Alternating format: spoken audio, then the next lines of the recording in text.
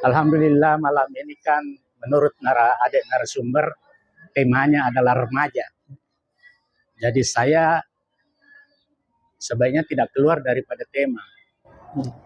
Yang saya ingin mendapat pemikiran sedikit seperti yang narasumber tadi katakan, bahwa selama ini saya banyak bergaul dengan remaja-remaja, alhamdulillah, dan sempat menjelaskan bahwa umur remaja itu sekitar 40 tahun, plus minusnya kalau tidak berubah maka begitulah nanti yang terjadi di masa sesudah 40 tahun. Kan begitu tadi summary-nya. Syukur alhamdulillah kalau bisa memberikan sedikit wejangan kepada kami di sini yang sudah tua. Seperti yang disampaikan tadi Saudara Iqbal, bahwa sudah sering mengundang remaja tidak datang. Jadi barangkali malam ini berikanlah kami tips-tips supaya remaja itu bisa hadir di tempat ini berdasarkan pengalamannya, dan insya Allah kalau bisa tune in di tempat ini, mudah-mudahan apa yang diberikan bisa bermanfaat dan bisa terlaksana di masjid ini. Terima kasih. Assalamualaikum. Ya Pak. Baik, bismillahi walhamdulillahi wassalatu wassalamu ala rasulillah. Bagaimana tips atau kiat-kiat agar remaja bisa hadir?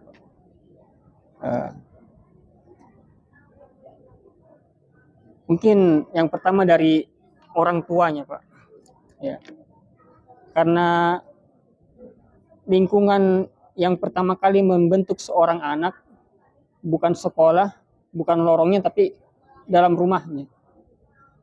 Ya. Apabila anak itu berada di lingkungan keluarga yang soleh, ya, bagaimanapun pengaruh dari luar, dari teman-temannya, dari sekolahnya, dari guru-guru, insya Allah bisa tercounter. Ya.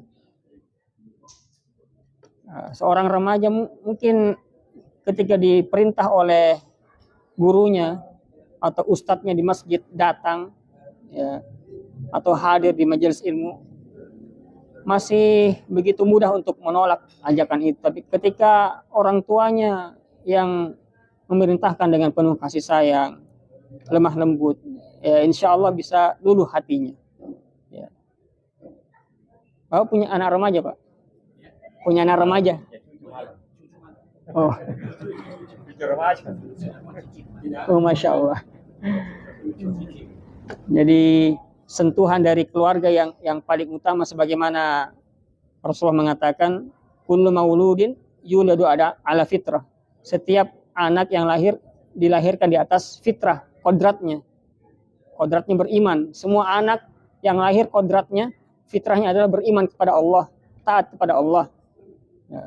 Fa'abawahu yuhawidanihi, kedua orang tuanya lah yang menjadikan dia Yahudi, au yunassiranihi, yang menjadikannya Nasrani, au yumajjisanihi, atau menjadikannya beragama Majusi, Zoroaster. Ya.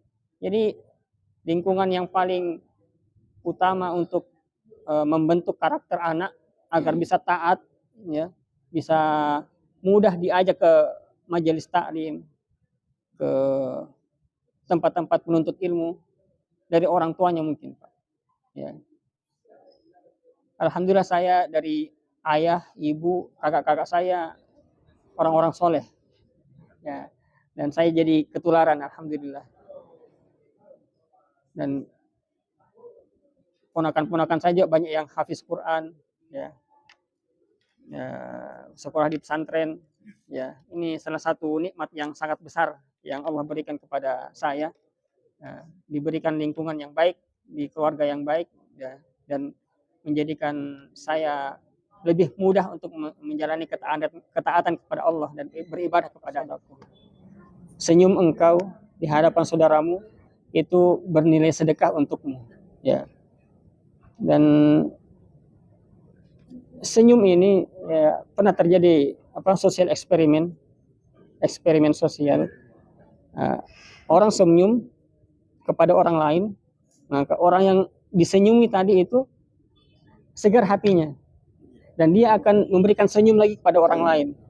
Orang lain yang disenyumi itu tadi lagi senyum sama orang lain dan akan memberikan dampak positif yang berantai, ya.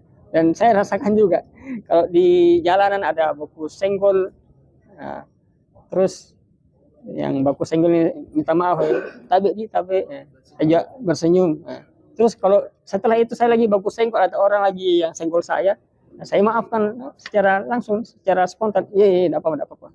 Tapi kalau sejak awal senggol saya, terus baku marah-marah, setelah itu ada senggol saja sedikit yang lebih ringan, lebih marah lagi.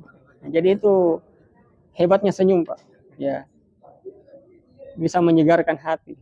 Ya, Rasulullah juga dalam banyak riwayat sering tersenyum. Dan kalau tertawa ya sesekali tertawa, tapi tidak pernah tertawa yang terbahak-bahak sekali. Karena itu akan bisa menjatuhkan wibawa. Kalau tertawa yang terbahak-bahak sekali, yang terlalu keras suaranya sampai terlihat langit-langit mulutnya. Tapi pernah sesekali Rasulullah tertawa sampai terlihat di gerahamnya dalam riwayat. Tapi tidak sering-sering. Ya. Tertawa kecil. Ya, begitu, Pak.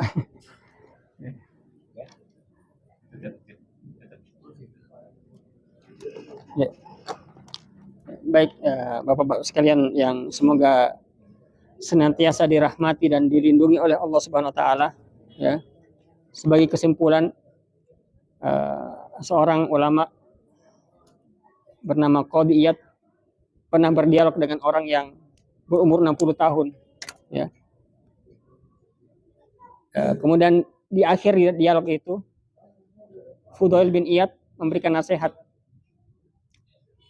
kepada orang yang sudah 60 tahun. Istaghfir lima madha, beristighfarlah, minta ampunlah kepada Allah terhadap apa yang telah lalu, berupa dosa-dosa yang pernah dikerjakan, makanan yang haram yang pernah dimakan, istighfar. Wa ahsin fima baqi, dan perbaikilah dengan sisa umur yang ada pada dirimu. Ya. Ini nasihat emas dari seorang ulama bernama Fudail bin Iyad kepada seorang yang saat itu berusia 60 tahun. Ya. Dan semoga kita semua, ya, diberikan istiqomah oleh Allah. Rasul mengatakan, khairukum man tala umruhu wa hasuna amaluhu. Sebaik-baik kalian adalah yang panjang umurnya dan baik amalnya.